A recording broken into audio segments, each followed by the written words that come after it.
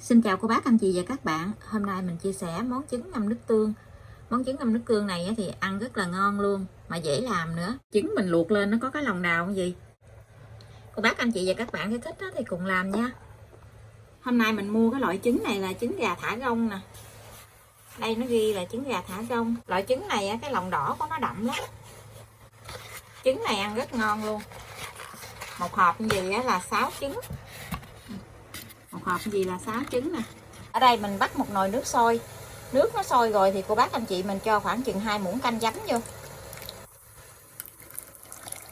Mình cho giấm vô gì nè, mình luộc trứng tí nữa mình bóc vỏ nó dễ lắm. Nước nó thiệt là sôi rồi thì mình sẽ cho trứng vô mình luộc. Từ khi nước sôi mình thả trứng vô thì mình sẽ canh giờ.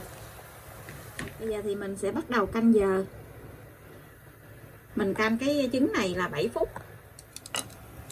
Nếu như cô bác thích ăn cái loại trứng nó mềm tí xíu thì mình sẽ canh là 6 phút rưỡi.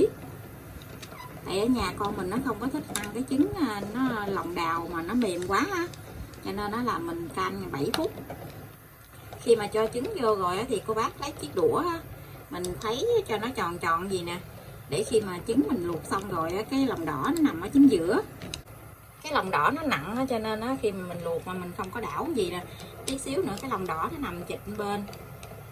Còn mình đảo tròn tròn gì thì cái lòng đỏ nó nằm ở chính giữa. Nó nằm ở chính giữa thì tí nữa mình cũng dễ bóc vỏ nữa. Khi mình bóc nó không có bị bể lòng đỏ. Mình cứ lấy đũa mình cứ chở tròn tròn gì hoài gì nè, chở nhẹ nhẹ. Ở bên này thì mình chuẩn bị một cái thau nước đá lạnh để cho cái nước của mình nó thiệt là lạnh luôn.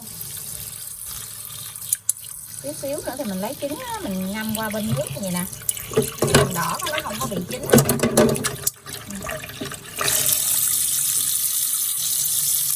Giờ còn 10 giây thì mình sẽ vớt trứng ra nha. Mình vớt trứng ra mình để qua bên cái thau nước đá liền luôn.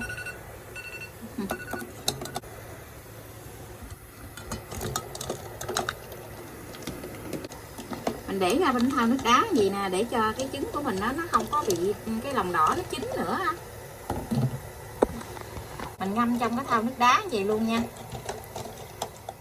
Giờ thì mình sẽ đi pha nước tương.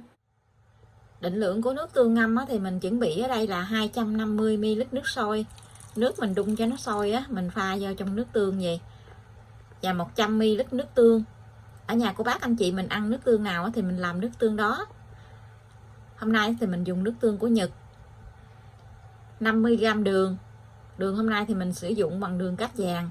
Thành phần nguyên liệu thì mình sẽ để bên dưới video trong phần mô tả cho cô bác anh chị dễ chuẩn bị nha. Mình thêm một muỗng rượu nấu ăn. Cô bác cho một miếng rượu trắng cũng được. Mình khuấy cho nó tan ra. Nước này là nước sôi cho nên cái đường nó cũng mau tan lắm. Mình khuấy cho nó tan cái đường này ra rồi cô bác nếm lại coi cái vị nó vừa ăn chưa. Ngâm cái này thì cái nước tương mình ngâm nó hơi mặn mặn ngọt ngọt á. Nước tương này mình chan cơm ăn cũng ngon lắm.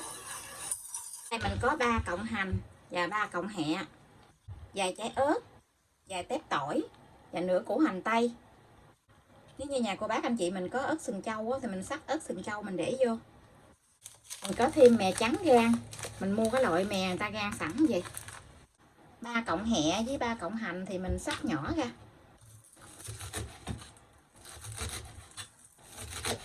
Cho nó nhuyễn ra vậy thì mình cho vào trong cái tô nước tương luôn.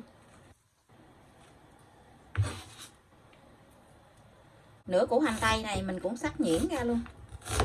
Cô bác anh chị mình sắc mỏng mỏng mình để vô cũng được, hoặc là mình sắc hạt lựu cũng được nha.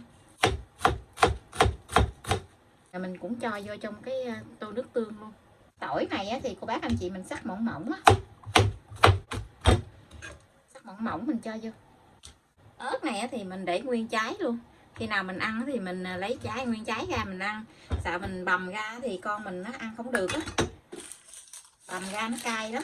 Tại vì nó không có ớt sừng trâu. Ớt này ớt hiểm nó cay lắm.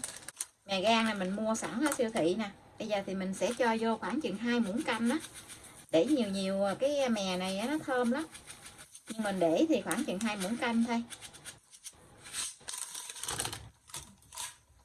Bây giờ thì mình để qua một bên, mình đi lột cái phần trứng nha.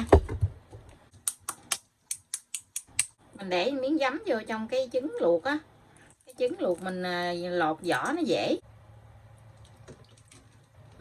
Cái trứng nó núng na núng nín kìa nè, nó mềm, mình sờ vô á, nó mềm mềm á.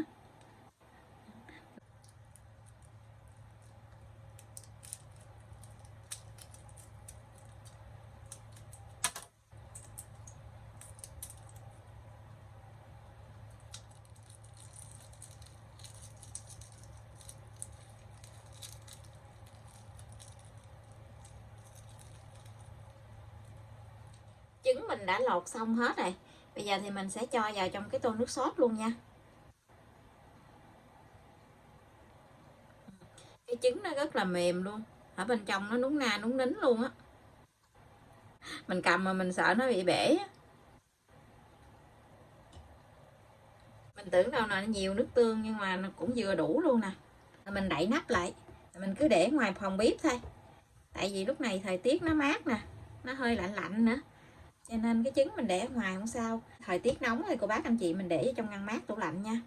Mình để qua ngày hôm sau á, ăn thì nó thấm rất là ngon luôn. Mình đã ngâm được 2 tiếng rồi nè. Bây giờ thì mình sẽ trở về lại. Bác anh chị nhìn thấy nè, ở bên dưới thì nó thấm với nước tương, còn ở bên trên này thì nó trắng nè, nó không có thấm á. Cho nên nó là mình lấy cái muỗng mình nhẹ nhẹ mình trở về lại. Mình ấn ấn xuống vậy nè, để cho nó thấm đều á. Trứng này mình đã ngâm nước tương qua đêm rồi nè.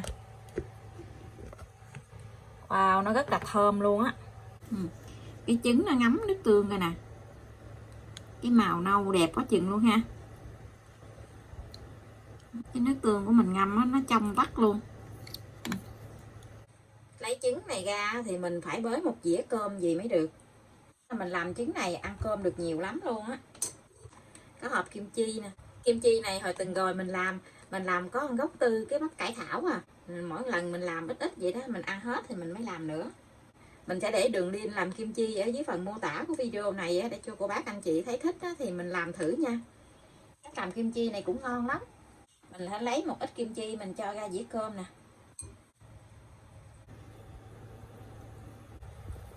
Để 2 trái trứng lên luôn. Cái nước tương này là mình chan cơm ngon lắm luôn, nó rất là vừa ăn luôn á.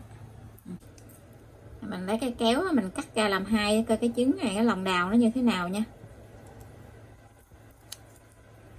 Wow, coi nè, rất là ngon luôn á. Trứng này mình luộc 7 phút á, cho nên nó cái lòng đào nó sánh đặc gì.